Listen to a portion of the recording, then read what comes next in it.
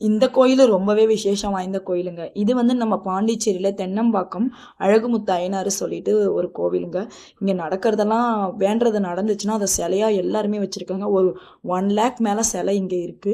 யாராவது ட்ரை பண்ணலாம். கண்டிப்பா ட்ரை பண்ணுங்க. ஏன்னா நாங்க பர்சனலாவே எக்ஸ்பீரியன்ஸ் பண்ணியிருக்கோம். தம்பி வயித்துல இருக்கிறப்ப 5 மந்த் ஸ்கேன்ல எனக்கு வந்து ஒரு ப்ராப்ளம் சொல்லிட்டாங்க ஸ்கேன்ல.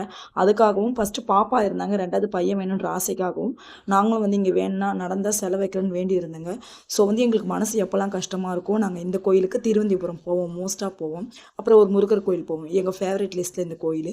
ஸோ வந்து அங்க தான் போயிட்டு வந்திருந்தோம். நேத்து ஈவினிங் போல வேலை முடிச்சுட்டு வரப்ப ஹஸ்பண்ட் அப்படியே கூட்டிட்டு போயிட்டாங்க. அப்புறம் நைட் வந்து ஒரு மாதிரியா இருந்துச்சு.